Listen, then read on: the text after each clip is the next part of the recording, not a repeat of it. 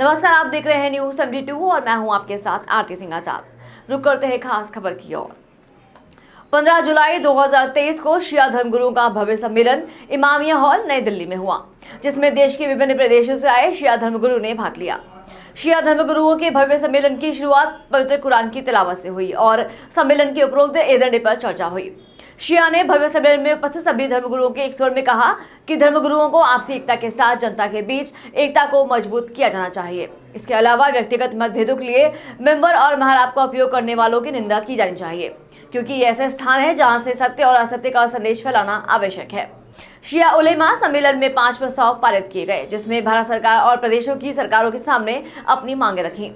शिया धर्मगुरुओं के भव्य सम्मेलन ने इस बात पर सहमति व्यक्त की कि देश की अखंडता और शांति और व्यवस्था बनाए रखते हुए शिया समुदाय के भीतर आपसी एकता को मजबूत किया जाए और सभी धर्मों के बीच एकता और भाईचारा बढ़ाया जाए। शिया धर्मगुरुओं के भव्य सम्मेलन में कॉमन सिविल कोड विषय पर मुस्लिम पर्सनल बोर्ड की स्थिति का समर्थन करते हुए भारत सरकार से मांग की है कि देश में सिविल कोड लागू नहीं होना चाहिए, क्योंकि अलग अलग धर्मों के लोग रहते हैं और सभी को संविधान के तहत अपनी आस्था के अनुसार जीवन व्यापक करने का अधिकार है, क्योंकि हमारे देश के संविधान ने हर भारतीय को अपने धर्म के अनुसार जीने का अधिकार दिया है।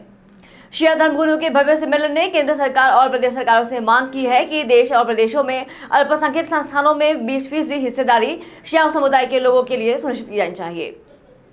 शिया धर्मगुरुओं का भव्य सम्मेलन भारत सरकार से मांग करता है कि कश्मीर से लेकर कन्याकुमारी तक सभी राज्यों में अलग अलग धर्म के लोगों को राज्यपाल के पद पर नियुक्त किया गया है और शिया समुदाय को हमेशा से नजरअंदाज करते हुए वंचित रखा गया है। हम मांग करते हैं कि शिया समुदाय के किसी व्यक्ति को राज्यपाल बनाया जाए और केंद्रीय मंत्रालय में भी शिया समुदाय का प्रतिनिधित्व सुनिश्चित किया जाए।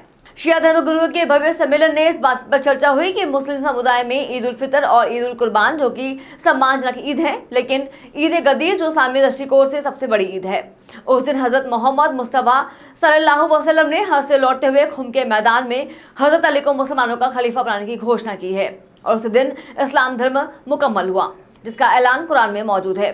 मुसलमानों की आस्था का ध्यान करते हुए 18 जिल हिज्जा ईद गदीर पर सार्वजनिक अवकाश घोषित करें। संचालन अब्बास रजा नायर द्वारा किया गया। इसके अलावा महासम्मेलन में भारत के विभिन्न प्रदेशों से सैकड़ों की संख्या में धर्मगुरुओं ने भाग लिया।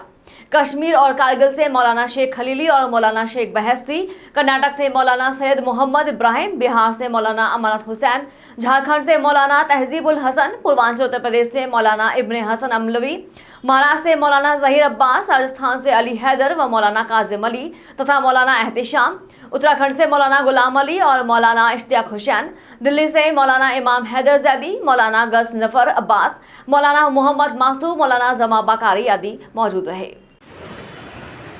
मौलाना सैफ अब्बास की आवाज़ से आवाज़ मिलाने हज़ारों की तादाद में शिया उलेमा हिंदुस्तान के कोने कोने से पहुँचे दिल्ली के इमामिया हॉल में एक शिया उलेमा कॉन्फ्रेंस कर अपनी आवाज़ बुलंद की और मौलाना सैफ अब्बास के साथ सब ने अपनी आवाज़ मिलाई। आइए हम आपको लेके चलते हैं ऑल इंडिया शिया उलेमा कॉन्फ्रेंस जो दिल्ली में। जी मौलाना साहब, आपका नाम? मुझे सैयद हैदर रज़ा शेख कोटी कहते हैं, डिस्ट्रिक्ट बिजनौर से हाजिर हुआ हूँ। मौलाना साहब, आज जो ये शिया उलेमाओं की एक कॉन्फ्रेंस हुई है, इसका क्या मकसद है? देखिए, आज की जो कॉन्फ्रेंस हुई है ऑल इंडिया शिया उलमा कॉन्फ्रेंस की जानिब से, ये इस सिलसिले में हुई है कि हमें और हमारी कौम को जो मसाइल दरपेश हैं, वो चाहे अंदरूनी तौर पर हों या सियासी तौर पर हों, उनको आपस में बैठ के हल किया जाए और जो हमारे मसाइल हुकूमत से हैं उसके मुताल्लिक़ अपनी हुकूमत से हम कहें ताकि हमारे मसाइल हल हों, इसलिए कि हम अक़लियत दर अक़लियत हैं और इसी वजह से हमें आज तक हमारे हुकूक नहीं मिले हैं। तो आज की इस कॉन्फ्रेंस में हमने ये कोशिश की है आवाज़ उठाने की कि हमारी आवाज़ हुकूमत तक पहुँचे और हुकूमत हमारे हुकूक को बहाल करे, जो हमारे हुकूक हैं हमें दे। जी, आपका नाम मौलाना साहब? मौलाना सैयद इंतज़ाम हैदर जैदी। कहाँ से साहब? मैं लखनऊ से आया हूँ। सर, आज जो ये यहाँ पे जो एक कॉन्फ्रेंस शिया उलेमाओं ने की है, उसका क्या मकसद है, उसके ऊपर कुछ रोशनी आप डालें। आज के इस शिया उलमा कॉन्फ्रेंस के कई अहम तरीन मकसद थे। एक तो ये है कि भाई जो इख्तलाफात आपस में उलमा में बढ़ रहे हैं उसे ख़त्म किया जाए और शिया कौम की तरक्की के लिए गौर व फिक्र किया जाए, क़यादत मजबूत हाथों में रखा जाए ताकि हुकूमत तक अपनी आवाज़ बआसानी पहुंचाई जा सके। क्योंकि अब हम लोग अक़लियत दर अक़लियत हैं और हम लोग इस कौम का कोई पुरसाने हाल नहीं है। सबसे अहम बात यह है कि शिया कौम वो कौम है जो पूरे हिंदुस्तान में नहीं है, चाहे जितनी भी तादाद में हो मौजूद। बहुत सी कौमें जो हैं वो सूबाई इलाके के एतबार से महदूद हैं। लिहाजा ये बहुत अहम कॉन्फ्रेंस थी, माशाल्लाह काफ़ी उलमा है और बहुत कामयाब तरीन प्रोग्राम रहा। दुआ यही है कि इस तरह से ये गुफ्तगू या मीटिंग हो रही है, परवरदिगार इसको अमली जामा पहनाए और एक मिशन के साथ शिया कौम की तरक्की और शिया उलमा की हिफाजत के लिए हम किसी तरह से आगे बढ़ें और हुकूमत तक अपनी आवाज़ पहुँचाएँ। जी मौलाना साहब, आज जो ये शिया उलेमाओं की कॉन्फ्रेंस थी, इसका क्या मकसद था और क्या इसमें तय पाया?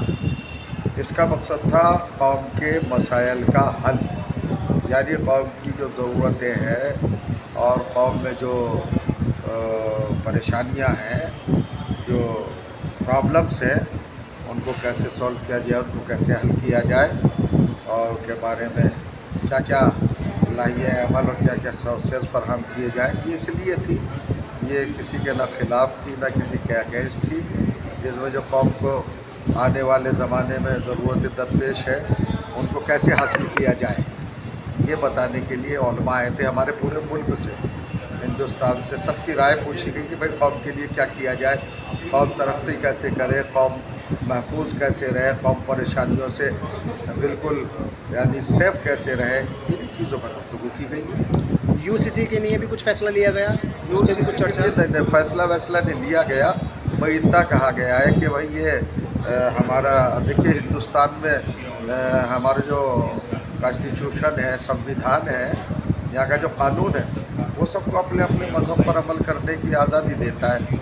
और लोगों को ऐसा लगता है कि यूसीसी जो है ये उसमें मुदाखलत है, इंटरफियर है, ये संविधान के ख़िलाफ़ है। और हम जो इस बात के ख़िलाफ़ आवाज़ उठा रहे हैं, हम भी उनके साथ हैं, लेकिन कोई यहाँ आवाज़ नहीं उठाई गई है या कोई ख़ास करके यूसीसी के ख़िलाफ़ ये कोई मीटिंग नहीं थी। एक ऐसी ज़िम्नन ज़िक्र आ गया था, तो जैसे अकाली दल है या जैसे जैन समाज के लोग हैं या जैसे ईसाई हजरात हैं या जैसे मुस्लिम फैसला बोर्ड है, ये सब अपने अपने हक़ के लिए, अपने अपने मांग के लिए कह रहे हैं। तो हमने भी कहा कि भाई इनके साथ हैं हम उसी नुक्ते नज़र पर कि ये दूसरों के इस्लामी मामलात में दखल देना है, इंटरफियर है, ये नहीं होना चाहिए क्योंकि संविधान के ख़िलाफ़ है। ये बात, इतनी बात कही गई है।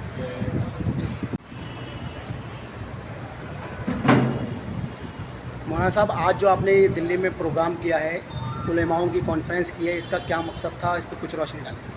बिस्मिल्लाहिर्रहमानिर्रहीम। आज पूरे देश के तमाम प्रदेशों से यहाँ शिया धर्मगुरु जमा हुए थे और उन्होंने 2-3 मौज़ूआत के ऊपर गुफ्तगू की, जिसमें से 2 मौज़ू बहुत अहम थे। एक मौज़ू था यूसीसी यूनिफॉर्म सिविल कोड, उसमें पारित हुआ है सर्वसम्मति से ये प्रस्ताव कि जो मुस्लिम पर्सनल लॉ का मौक़िफ़ होगा उसी की हम भी हिमायत करेंगे।